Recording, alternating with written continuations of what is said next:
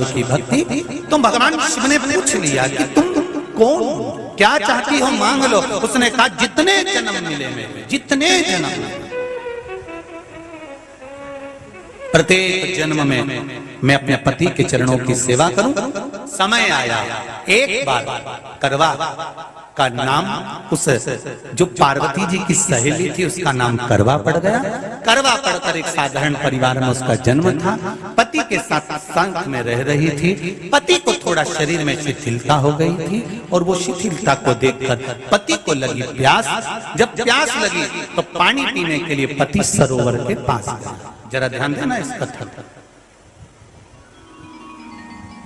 पति गया सरोवर के पास में।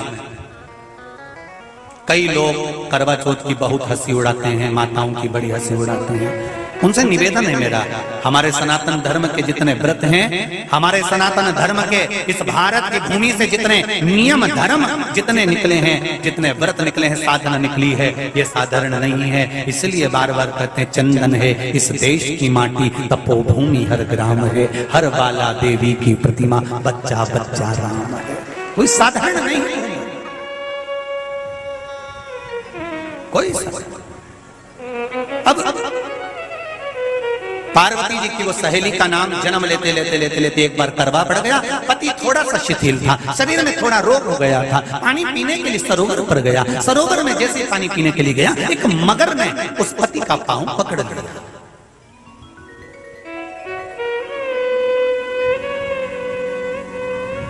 बहुत ध्यान दीजिए,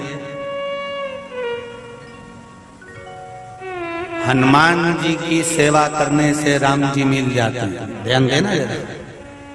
करवा पार्वती जी की सखी थी, जन्म लिया मृत्यु लोक में, नाम करवा पड़ गया।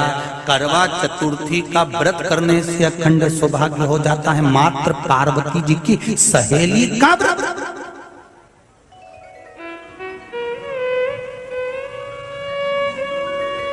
विचार करिए जरा, कितना कितना भाव। ये सेवा का प्रमाण है। भारत की भूमि पर जितने राम के मंदिर नहीं, उससे 1000 गुना ज्यादा हनुमान जी के मंदिर हैं। किसी ने पूछा हनुमान जी के मंदिर इतने क्यों हैं, तो कहा गया राम जी की सेवा हनुमान जी ने इतनी करी कि भारत की भूमि पर सेवा पूजा गई। इसलिए हनुमान के मंदिर ढेर बने हुए हैं। हमारे यहाँ सेवा पूजाती है। करवा गई, करवा ने देखा कि मेरे पति का पांव मगर ने पकड़ रखा है, और करवा शिव की उपासक थी। करवा शंकर की उपासक, और शंकर भगवान से ज्यादा करवा माता पार्वती जी की उपासक थी, क्योंकि पार्वती जी की सहेली थी।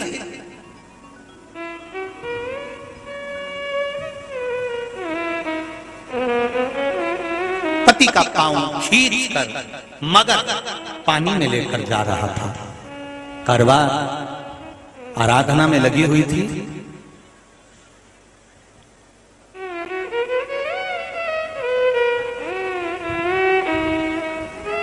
केवल करवा ने मिट्टी का एक गोल भाग ही बनाया था, जिस पर पार्वती जी का जो नीचे का पिट्ठी का होती है उस पर शिवलिंग रखा था। केवल नीचे का भाग का निर्माण ही करा था, और करवा के कानों में शब्द पड़ गया। करवा के कानों में शब्द पड़ गया, पति के चीखने की आवाज आई। करवा दौड़ पड़ी। ये तो अब कैलेंडर में छपा हुआ करवा चौथ का फोटो आने लगा, नहीं तो पहले नियम था दीवार पर बनाई जाती थी और वहां पूजन करी जाती थी। कई माताएं जानती होगी यहाँ पर, आज भी पहले दीवार पर बनती थी। पूरा परिवार की सौभाग्यवती नारियां वहां आकर पूजन करती थी एक जगह, फिर बाद में छत पर जाकर करवे का अर्घ दिया करती थी। ये नियम था। अब तो बना बनाया कागज आ जाता है, उसको चिपका दो, पूजन कर लो, वो अलग प्रमाण। पर यहाँ करवा मट्टी का भाग का लेपन कर रही थी और लेपन करते करते बस उस समय पर पति की आवाज आई, छोड़ा। करवा भागी और शिव आराधना में लगी हुई करवा, पार्वती की आराधना में लगी हुई करवा भाग कर गई। पति को देखा तो मगर खींच कर ले जा रहा था। करवा ने अपना चीर फाड़ कर मगर की पूंछ को पकड़ कर खींचा। और कितना सात्विकता में बल होगा, जरा विचार करना कि मगर को खींच कर वृक्ष के नीचे ले गई और वृक्ष के नीचे नहीं जा पाई तो वहीं पर घाट के ऊपर घास लगी हुई थी। इसलिए आज भी करवा चौथ के व्रत में आपने देखा होगा कुछ सलाखें, कुछ घास आपको मिल जाती है। उससे एक घास से, मात्र एक घास, एक घास से उसने उस मगर को बांध दिया। मगर हिल नहीं पाया। यम के दूत आ गए इसके पति को मौत के ग्रास ले जाने के लिए। यम के दूत। करवा ने पूछा तुम कौन हो, कैसे आना हुआ? यमदूत कहते हैं तुम्हारे पति का आज अंतिम दिन है, अंतिम समय, अंतिम पल है, ये मरेगा। करवा कहती अगर मारना है तो इस मगर को मारो जिसने मेरे पति का पांव पकड़ रखा है। प्राण छोड़ना है तो इस मगर के छोड़िए, मेरे पति के तो प्राण आप ले जा नहीं सकते। करवा, हम अपने नियम को नहीं बदल सकते। तेरे पति की अंतिम सांसें हैं, वो मरेगा। मगर को अभी नहीं मरना है, मगर अभी कम से कम 9 महीना और जीवित रहेगा। इसका हमारे पास लेख है। करवा कहती है ऐसा हो नहीं सकता। यमदूत खड़े हैं, ले जाने दे नहीं रही। क्रोध आ गया करवा को, हाथ में जल उठाया। अगर एक यमदूत भी मेरे पति को उठाकर ले जाता है तो मैं शिव भक्त माता पार्वती जी की भक्त करवा आपको श्राप दे दूंगी।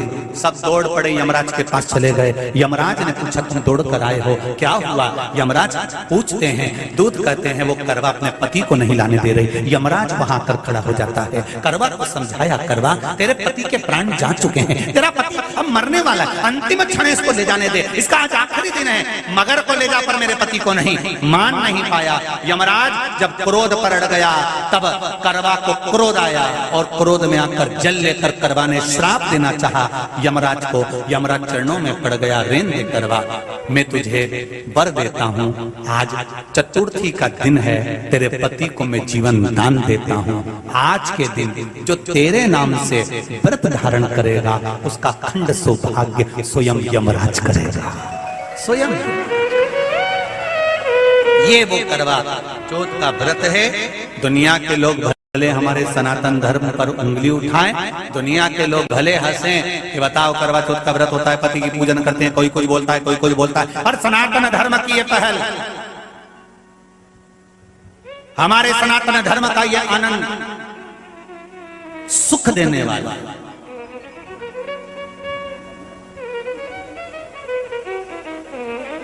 एक बात और कहेंगे आपसे, ये भारत की भूमि, ये मेरे हिंदुस्तान की भूमि सभ्यता और संस्कृति की देने वाली है। ये सिखाती है विदेशों को भी कि नारी को किस तरह से रहना चाहिए और उसका जीवन कैसा जीना चाहिए। ये दिखाती है कि एक नारी अपने पति को भी यम की कैद से छुड़ा कर ला सकती है। ये दिखाती है।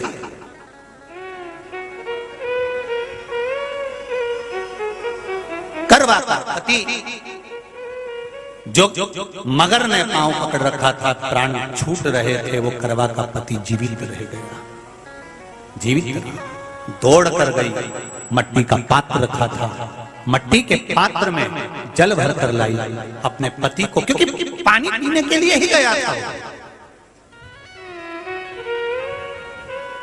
जल पीने के लिए गया था।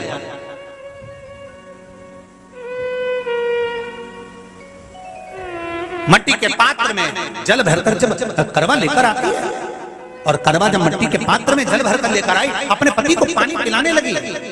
पति उठा, उठकर उसने कहा इस जल की जरूरत तेरे को है करवा, क्योंकि तूने शिव आराधना के लिए, पार्वती की आराधना के लिए मुख में कोई जल नहीं रखा। पति ने जल का आचमन अपनी पत्नी को कराया।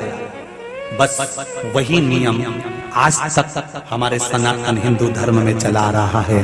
करवा चौथ का पति पत्नी पर आचमन करा। ये करवा चौथ की कथा का विस्तार, कई लोग कहते हैं कथा कहां से आई, तो आप बता सकते हो इस कथा को। आज की क्लिप को काट कर जनमानस तक भेज सकते हो कि ये कथा का विस्तार आप अपने जीवन में सुनिए। उसके बाद फिर भगवान कृष्ण ने द्रौपदी को इस कथा का वर्णन कराया। फिर एक कथा भगवान कृष्ण ने सुनाई, एक सेठ का प्रसंग। उसके 7 पुत्र थे, एक पुत्री थी। भाइयों की बहन, उसको खाना खिलाना था। भूख के भाई साथ में खाना खाते थे।